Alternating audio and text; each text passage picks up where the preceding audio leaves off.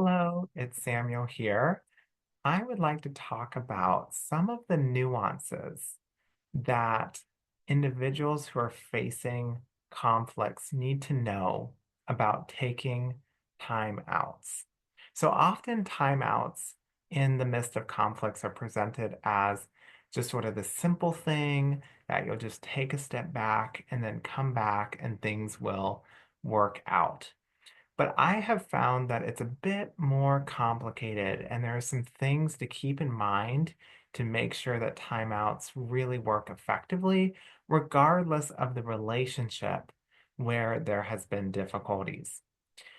So there are three things that I'm going to go over. So the first one is that when you're taking a timeout, you need to give an indication to the other person that you plan to return in some way to continue the discussion, to continue working through what you're going to work through.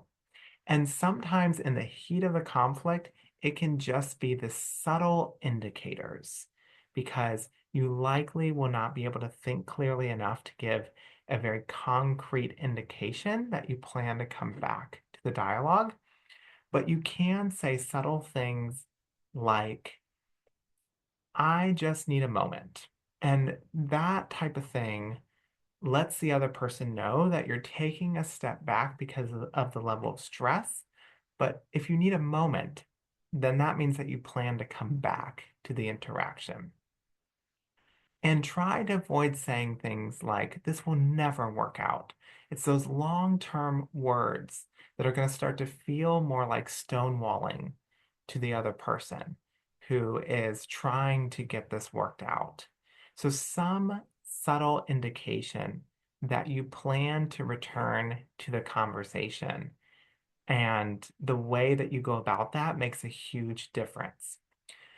The second thing that I want to go over as well is that the time out, when you take a step back, is not just about the practice of calming yourself down, although that's an important part. That's the first step. But it's also about the practice of taking a moment to put yourself in that other person's shoes and try to picture what it is that they're needing and try to be empathetic enough to get your plan of how you will repair when you come back to the room. And so first you may use something to calm yourself down, like putting your face in cold water or doing parasympathetic breathing and some of those other techniques that I talk about in other areas. But then after that, it's this practice of imagining the other person's point of view and preparing yourself. So that way, when you go back to them, you're ready to listen to their experience, validate their experience, maybe apologize, and hold your stuff here that you're going to say. But you come back with that posture of repairing, and it's much more likely to work for the timeout. The third thing about the timeouts, and this is the one that's particularly nuanced, is that not everybody needs to practice doing more timeouts. So all of us respond differently in conflict. And generally speaking, there are two ways that this plays out. One person who has a tendency to be more anxiously ambivalent will tend to be the pursuer in the conflict. And the other person who tends to be avoidant will tend to be withdrawing from the conflicts. The person that's already withdrawing from conflicts frequently and has an avoidant attachment style may not necessarily need to be practicing more time outs.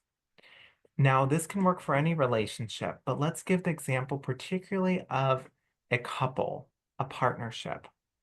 And in the couple, the one person will step out and avoids the conflict. But when that happens, it triggers this anxious ambivalence in the other person who's the one who is pursuing, and likely is going to get more elevated and either anxious, hopefully not angry, but there's other situations where there's anger, but maybe even anxious or fearful that that other avoidant person is going to leave.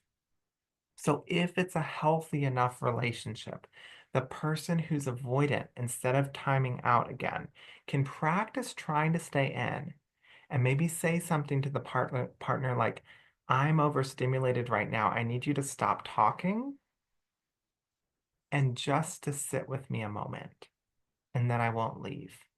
Can we practice that? Maybe sit here and holding hands, and I won't leave.